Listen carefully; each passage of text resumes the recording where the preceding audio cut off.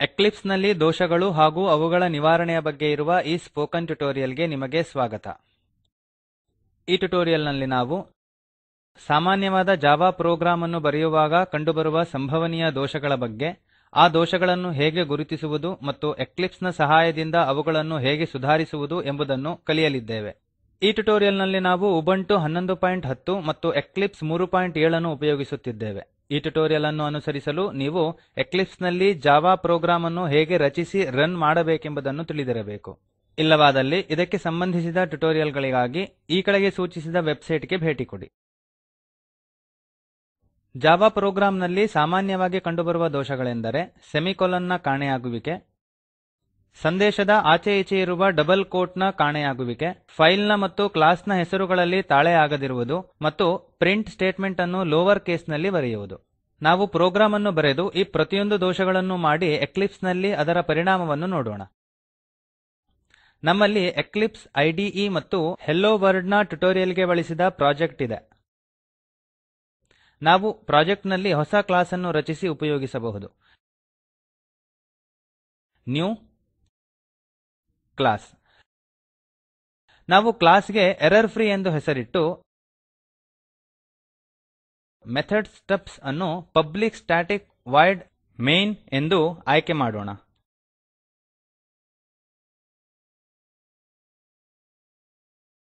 ನಾವು package explorer ಅನ್ನು minimise ಮಾಡೋಣ, ಕಮೆಂಟ್ ಗಳನ್ನು ತೆಗೆಯೋಣ ಮತ್ತು ಪ್ರಿಂಟ್ ಸ್ಟೇಟ್ಮೆಂಟ್ ಅನ್ನು ಕೆಲವು ದೋಷಗಳೊಂದಿಗೆ ಸೇರಿಸೋಣ.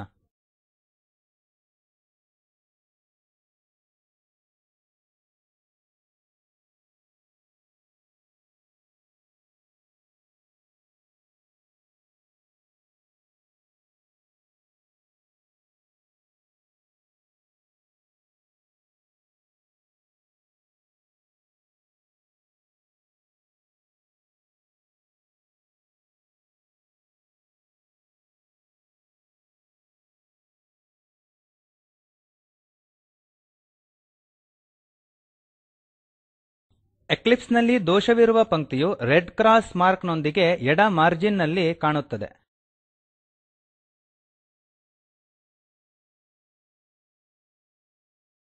ಇಲ್ಲಿ ಸಿಸ್ಟಮ್ ಡಾಟ್ ಔಟ್ ಪ್ರಿಂಟ್ಲ್ನ ಎಂಬ ಪಂಕ್ತಿಯಲ್ಲಿ ದೋಷವಿರುವ ಕಾರಣ ಅದರ ಎಡಭಾಗದಲ್ಲಿ ರೆಡ್ ಕ್ರಾಸ್ ಮಾರ್ಕ್ ಕಾಣುತ್ತಿದೆ. ಕ್ರಾಸ್ ಮಾರ್ಕ್ ನ ಮೇಲೆ ಮೌಸ್ ಓವರ್ ಮಾಡಿದಲ್ಲಿ ದೋಷಗಳ ಸೂಚಿಯು ಕಾಣಿಸುತ್ತದೆ. ಮೊದಲ ದೋಷವಾಗಿ syntax error insert semicolon to complete block statements ಎಂದು ತೋರಿಸುತ್ತಿದೆ, ಏಕೆಂದರೆ ನಾವು ಪ್ರೋಗ್ರಾಮ್ ನ ಪ್ರತಿ ಪಂಕ್ತಿಯನ್ನು ಕೂಡ ಸೆಮಿಕೊಲಾನ್ ನೊಂದಿಗೆ ಕೊನೆಗೊಳಿಸಬೇಕು. ಹಾಗಾಗಿ ನಾವು ಪಂಕ್ತಿಯ ಕೊನೆಯಲ್ಲಿ ಸೆಮಿಕೊಲಾನ್ ಅನ್ನು ಸೇರಿಸೋಣ. ಕಂಟ್ರೋಲ್ S ಒತ್ತುವುದರ ಮೂಲಕ ಫೈಲ್ ಅನ್ನು ಸೇವ್ ಮಾಡಿ.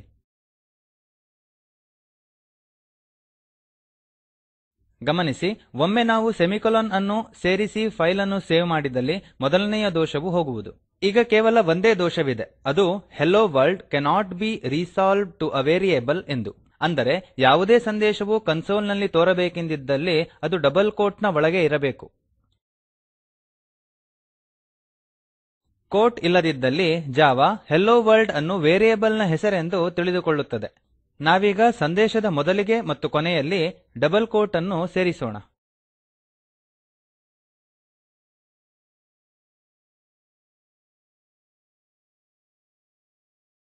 ಸೇವ್ ಮಾಡಲು ಕಂಟ್ರೋಲ್ S ಒತ್ತಿ.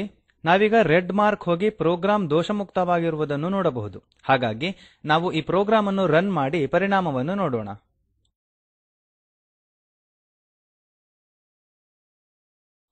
Run as Java applications. ನಾವಿಲ್ಲಿ ಸಂದೇಶವು ಕನ್ಸೋಲ್ ನಲ್ಲಿ ಪ್ರಿಂಟ್ ಆಗಿರುವುದನ್ನು ನೋಡಬಹುದು.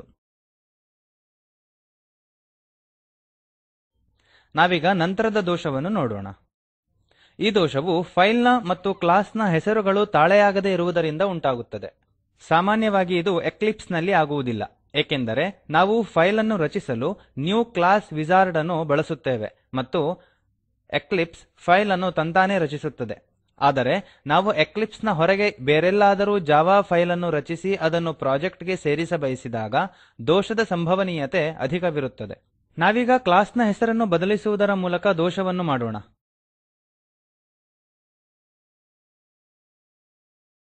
ಜಾವಾ ಕೇಸ್ ಸೆನ್ಸಿಟಿವ್ ಆಗಿರುವುದರಿಂದ ಕ್ಲಾಸ್ನ ಹೆಸರು ಮತ್ತು ಫೈಲ್ನ ಹೆಸರು ತಾಳೆಯಾಗುವುದಿಲ್ಲ. ಗಮನಿಸಿ, ಬಲಬದಿಯಲ್ಲಿ ರೆಡ್ ಕ್ರಾಸ್ ಮಾರ್ಕ್ ಕಾಣುತ್ತದೆ.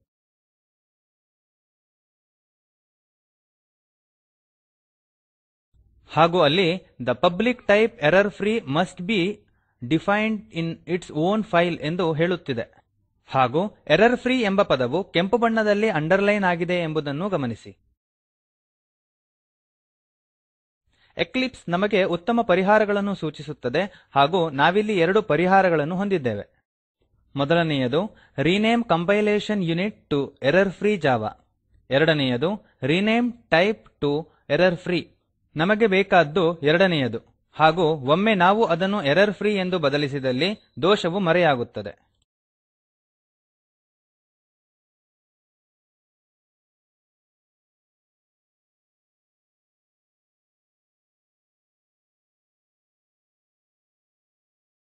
ಮುಂದಿನದು ಪ್ರಿಂಟ್ ಸ್ಟೇಟ್ಮೆಂಟ್ ನಲ್ಲಿ ಟೈಪಿಂಗ್ ಅನ್ನು ತಪ್ಪಾಗಿ ಮಾಡಿದಾಗ ಕಾಣುವ ದೋಷ. ನಾವೀಗ ದೊಡ್ಡ S ಅನ್ನು ಸಣ್ಣ s ಗೆ ಬದಲಿಸೋಣ. ನಾವು ಈಗ ರೆಡ್ ಕ್ರಾಸ್ ಮಾರ್ಕ್ ಅನ್ನು ಕಾಣುತ್ತೇವೆ ಮತ್ತು ಅದು ಸಿಸ್ಟಮ್ ಕೆನಾಟ್ ಬಿ ರಿಸಾಲ್ವ್ಡ್ ಎಂದು ಹೇಳುತ್ತದೆ. ಅಂದರೆ ಜಾವಾ ಸಿಸ್ಟಮ್ ಎಂಬ ಹೆಸರಿನಿಂದ ಕ್ಲಾಸ್ ಅಥವಾ ಆಬ್ಜೆಕ್ಟ್ ಅಥವಾ ವೇರಿಯೇಬಲ್ ಅನ್ನು ನಿರೀಕ್ಷಿಸುತ್ತಿತ್ತು. ಆದರೆ ಕೋಡ್ ನಲ್ಲಿ ಆ ತರಹದ ಯಾವುದೇ ಸಿಸ್ಟಮ್ ಆಬ್ಜೆಕ್ಟ್ ಇಲ್ಲ. ಹಾಗಾಗಿ ನಾವೀಗ ಪರಿಹಾರವನ್ನು ನೋಡೋಣ. ನಾವಿಲ್ಲಿ 11 ಪರಿಹಾರಗಳನ್ನು ಹೊಂದಿದ್ದೇವೆ. ಅವುಗಳಲ್ಲಿ ನಮಗೆ ಬೇಕಾದ್ದು 8ನೆಯದು.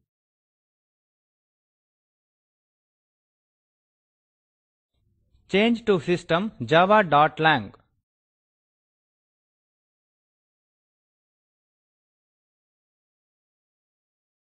ನೋಡಿ, ಒಮ್ಮೆ ನಾವು ದೊಡ್ಡ S ಅನ್ನು ಬದಲಿಸುತ್ತಿದ್ದಂತೆಯೇ ದೋಷವು ಮರೆಯಾಗುತ್ತದೆ. ಹೀಗೆ ನಾವು ಎಕ್ಲಿಪ್ಸ್ ನ ಸಹಾಯದಿಂದ ಜಾವಾದಲ್ಲಿನ ದೋಷಗಳನ್ನು ಗುರುತಿಸುತ್ತೇವೆ ಮತ್ತು ಅದನ್ನು ಸರಿಪಡಿಸುತ್ತೇವೆ. ಇಲ್ಲಿಗೆ ನಾವು ಈ ಟ್ಯುಟೋರಿಯಲ್ ನ ಅಂತ್ಯಕ್ಕೆ ಬಂದೆವು. ಈ ಟ್ಯುಟೋರಿಯಲ್ ನಲ್ಲಿ ನಾವು ಜಾವಾ ಪ್ರೋಗ್ರಾಂ ಬರೆಯುವಾಗ ಆಗುವ ಸಾಮಾನ್ಯ ದೋಷಗಳು ಮತ್ತು ಎಕ್ಲಿಪ್ಸ್ ನ ಸಹಾಯದಿಂದ ಅವುಗಳನ್ನು ಹೇಗೆ ಗುರುತಿಸಿ ಸರಿಪಡಿಸುವುದು ಎಂಬುದನ್ನು ಕಲಿತೆವು. ಈ ಟ್ಯುಟೋರಿಯಲ್ ನ ಅಭ್ಯಾಸಕ್ಕಾಗಿ ಕೆಳಗೆ ಕೊಟ್ಟಿರುವ ಕೋಡ್ ನಲ್ಲಿ ದೋಷವನ್ನು ಹುಡುಕಿ. ಈ ಸ್ಪೋಕನ್ ಟ್ಯುಟೋರಿಯಲ್ ಪ್ರಾಜೆಕ್ಟ್ ನ ಬಗ್ಗೆ ಹೆಚ್ಚು ತಿಳಿಯಲು ದಯವಿಟ್ಟು ಈ ಲಿಂಕ್ ನಲ್ಲಿ ಸಿಗುವ ವಿಡಿಯೋವನ್ನು ನೋಡಿ. ಇದು ಸ್ಪೋಕನ್ ಟ್ಯುಟೋರಿಯಲ್ ಪ್ರಾಜೆಕ್ಟ್ ನ ಸಾರಾಂಶವನ್ನು ಹೇಳುತ್ತದೆ. ನಿಮ್ಮಲ್ಲಿ ಉತ್ತಮ ಬ್ಯಾಂಡ್ವಿಡ್ತ್ ಇಲ್ಲವಾದಲ್ಲಿ ನೀವಿದನ್ನು ಡೌನ್ಲೋಡ್ ಮಾಡಿ ಕೂಡ ನೋಡಬಹುದು. ಈ ಪಾಠವನ್ನಾಧಾರಿಸಿ ಸ್ಪೋಕನ್ ಟ್ಯುಟೋರಿಯಲ್ ಗಣವು ಕಾರ್ಯಶಾಲೆಯನ್ನು ನಡೆಸುತ್ತದೆ. ಯಾರು ಆನ್ಲೈನ್ ಪರೀಕ್ಷೆಯಲ್ಲಿ ಉತ್ತೀರ್ಣರಾಗುತ್ತಾರೋ ಅವರಿಗೆ ಪ್ರಮಾಣಪತ್ರವನ್ನೂ ನೀಡುತ್ತದೆ. ಹೆಚ್ಚಿನ ಮಾಹಿತಿಗಾಗಿ contact@spoken-tutorial.org ಈ ಇಮೇಲ್ ಮೂಲಕ ಸಂಪರ್ಕಿಸಿ. Spoken tutorial project talk to a teacher ಎಂಬ ಪರಿಯೋಜನೆಯ ಭಾಗವಾಗಿದೆ. ಈ ಪ್ರಕಲ್ಪವನ್ನು ರಾಷ್ಟ್ರೀಯ ಸಾಕ್ಷರತಾ ಮಿಷನ್ ICT MHRD ಭಾರತ ಸರ್ಕಾರ ಎಂಬ ಸಂಸ್ಥೆಯು ಸಮರ್ಥಿಸಿದೆ. ಹೆಚ್ಚಿನ ಮಾಹಿತಿಗಾಗಿ spoken-tutorial.org/nmeict-intro ಇಲ್ಲಿ ನೋಡಿ. ಈ ಪಾಠದ ಅನುವಾದಕ ಮತ್ತು ಪ್ರವಾಚಕ IIT ಬಾಂಬೆಯಿಂದ ವಾಸುದೇವ. ಧನ್ಯವಾದಗಳು.